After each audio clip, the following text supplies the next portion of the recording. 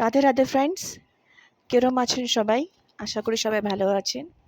আজকে যে আমি ব্লগটা নিয়ে তুলে ধরেছি ওটা হচ্ছে আমি যে নতুন জায়গাতে এসেছি ওই জায়গাতে আমি সন্ধ্যার সময় গেছিলাম হলো বাজার করতে।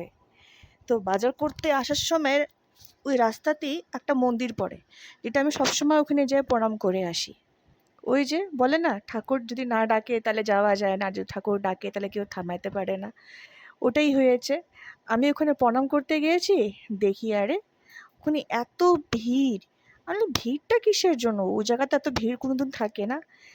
জিজ্ঞেস করলাম, শুনছি ওখানে না মন্দির আছে, রাধাকৃষ্ণেরও মন্দির আছে, যেটা আমি জানতামই না। ভিতর দিকে মন্দিরটা ছিল। তো ওই মন্দিরে পুজো হচ্ছে। এই যে মন্দিরটা দেখতে পাচ্ছেন, হবে খুবই ভিড়।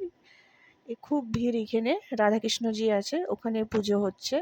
তো আমিও দূর থেকে প্রণাম করে নিলাম। আমার হাতের মধ্যে দুটো পুরা বাজারে ব্যাগ ভর্তি। আর তারপর জানতে পারলাম পুজো উপলক্ষেই এখানে একটা মেলা বসে, যেটা ১ মাস ধরে থাকে। আর ওদিন ফার্স্ট দিন ছিল, মানে ওদিন প্রথম বসছিল। তো আমি ভাবলাম অল্প দেখিয়ে আসি, পরে কবে আসতে পারবো কিনা, কি বসছে অল্প দেখে আসি। এই যে দেখতে পাচ্ছি মেলাতে যা যা জিনিস হয়, সব জিনিসপত্র এখন জাস্ট গুছাচ্ছে ওরা, মানে মেলাটা এখনো ঠিক মতো বসেইনি। জিনিসটা ওরা বসাচ্ছে, মানে পরের দিন থেকে ২ দিন পরের থেকে ভালো করে মেলাটা বসে যাবে। তাই আমি ভাবলাম একবার দেখে নিই। আমি হাঁটতে খুব কষ্ট হচ্ছিল, কেন কি হাতে আমাদের দুটো বাজারে ব্যাগ ভর্তি হয়েছিল। তাও আমি দেখার জন্য মানে ছুটে পড়ছিলাম কেউ দেখে আসি। আর আমার ঘর সাজানোর জিনিস মানে দেখতে কিনতে খুব ভাল লাগে। এখানে দেখতে পাচ্ছেন অনেক লোকজন এসেছে, সবাই মানে ওখান থেকে কোথা থেকে কোথা থেকে আসে। মানে ওরা জানতো আগের থেকে কি মেলা আছে। আর যে মন্দিরের কথা আমি বলছিলাম প্রণাম করতে আসি, এটা হলো মায়ের মন্দির, দেখতে পাচ্ছেন আপনারা সবাই।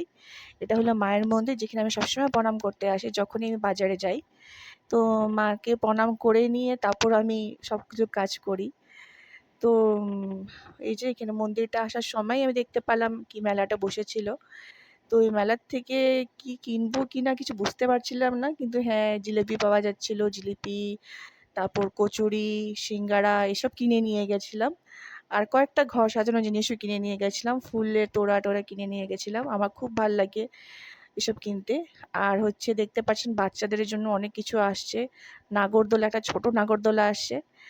আর রাধাকৃষ্ণ মন্দিরটা যে আমি বলেছিলাম, ওটা এদিকে দেখতে পাচ্ছেন পিছন দিকে, মানে এখানে রাধাকৃষ্ণর দের পূজা যে হচ্ছে এখান থেকে দেখা যাচ্ছে। এই দেখেন এখন লোকজনের ভিড়টা অল্প কম হয়ে আসছে, কেন কি রাত্র হয়ে আসছিল। আর এখানে